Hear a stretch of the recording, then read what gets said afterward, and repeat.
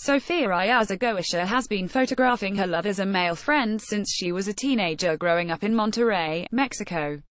Before this, I used to write letters to my boyfriends and ask them to send me pictures of themselves, she remembers, hinting at an early fascination with collecting visual records of the people SHES loved.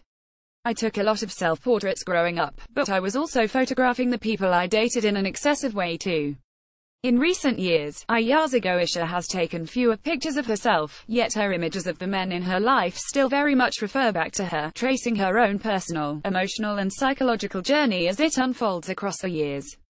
Ayarzagoitia's relationships with all of her subjects are empathic and driven by the bonds she builds with them both in front of, and away from, the lens.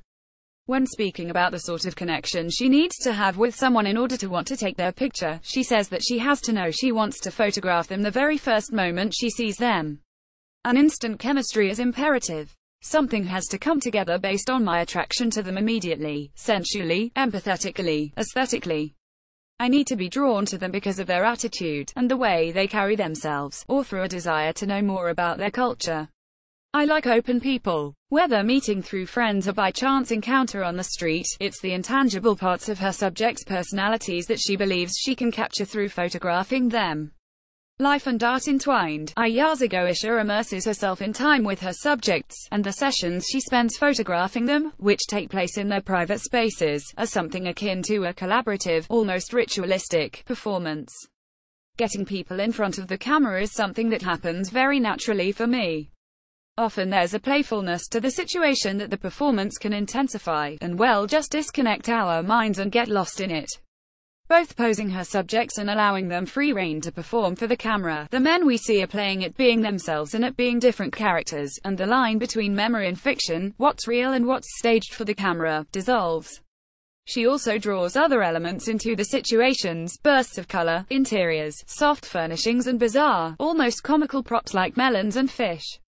Sometimes the objects she uses are symbolic, and serve the purpose of reactivating memories of either, or both, photographer and subject. The time Ayarzagoitia takes to document a person can be anything from a short, intensive one-off to a more prolonged engagement developing over time, though her interest will always lie much more in the field of new encounters. New people are a kind of addiction for me. I like to grow groups of pictures, and make new narratives and new constructions every day. I'll also go back to my photographs and find new relationships with old ones. Asked if she would still be as inclined to chase after encounters in the way she does without her photographs as an end goal, she says she thinks she would, to a certain degree, but that the camera changes a lot too. It's a very powerful tool, weird and very beautiful at the same time. It certainly helps me to be more social. Photography makes life more fun, and it enriches it too. Essentially, it helps you to look inside and analyze your own lived experience. Here, Ayarzagoitia talks us through a selection of her images and the encounters behind them.